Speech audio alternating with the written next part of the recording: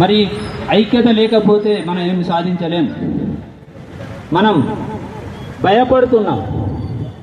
మన ఓట్లు వేసిన ప్రయాణికులకు, మన మధ్య నుంచి వెళ్ళే ప్రయాణికులకు మనమే ప్రజలకు ఓట్లేస్తున్నాం. మనమే ప్రశ్నించలేకపోతున్నాం. ఎందుకు ప్రశ్నించలేకపోతున్నాం? మనకు నష్టపోతున్నా ఎందుకు ప్రశ్నించకపోతలేం? భయం మనకు. ఆ భయం ఎందుకు ఉంటుంది? ఆ భయం, ఆ ఓటప్పుడు ప్రలోభాలకు కొంచెం లొంగిపోతున్నాం చిన్న చితక.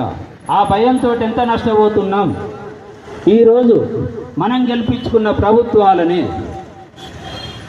మనకి ఈరోజు రైతు బంధు రాకపోతే అడగలేక, రైతు రుణమాఫీ అడగలేక, ఎవరు అడిగితే కూడా వాళ్ళు చేయని చూద్దాం గోడ మీద పిల్లలు ఎక్కుంటున్నాం. మరి ఎప్పుడు ప్రశ్నిస్తాం? మనం ప్రశ్నించేంత వరకు నీకు ఏది కాదు. నీకు రావాల్సింది నువ్వు ఎప్పుడు ప్రశ్నిస్తావు? ప్రశ్నించలేవు, భయపడుతున్నావు. నువ్వు నీకు రైతు బంధు ఇస్తా అంటేనే కదా నువ్వు ఓటేసింది. రుణమాఫీ చేస్తా అంటేనే కదా మనం ఓట్లేసింది. 500 బోనస్ ఇస్తా అంటేనే కదా మనం వేసింది ఓటు. మరి మనం ఎందుకు అడుగుతలేం? ఎందుకు భయపడుతున్నాం? ఇక్కడ ఒక సభ పడుతున్నది కొందరు రైతుల. మరి ఆ సభకు మనం మద్దతు ఇవ్వవలసిన అవసరం ఉంది. ఒక ముఖ్యులు ముందుకు వచ్చారు, వారికి మనం సపోర్ట్ ఇవ్వవలసిన అవసరం ఉంది. నేను కూడా భయపడుతున్నా. నేను అటు ఓటేసినా నాకేమన్నా పదవి పక్కకుంటే ఇస్తురు కావచ్చు అని నాకు అనిపిస్తుంది. మరి నేను కూడా పక్కకు జరగాల? ఇలా మా అందరికీ పదవులు రావాలంటే రావా? మీరు ఎందుకు భయపడుతున్నారు? మనం అడుగుదాం.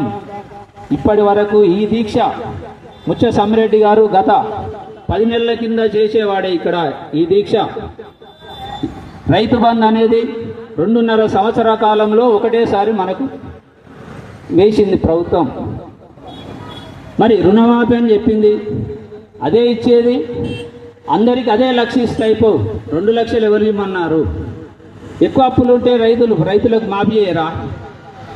రైతు తప్ప? ఎక్కువ అప్పు చేస్తే తప్ప? గిట్టుబాటు ధరలు రాక, సరైన సమయంలో సరుకులు అమ్ముడుపోక, మరి అప్పుల పాలైంది, అప్పులు తీర్చరా? మరి ఎందుకు ఇస్తా అన్నారు? మీరు ఈ రుణమాఫీ ఎందుకు చేస్తా అన్నారు? మరి అప్పుడే మేము చేయమంటే అయిపోవు కదా. మేము కూడా ఒక మార్పు కోరుకున్నాం. ఈ చిన్న చిన్న సంక్షేమ పథకాలు ఏదో చేసి మహిళలకు 2500 ఇస్తే, ఏదో బస్సులల్లో ఫ్రీ పోతామని చెప్పేసి కరెంటు బిల్లులు మాఫీ అయితే అనేది వేలే ఓట్లు. ఒక మార్పు.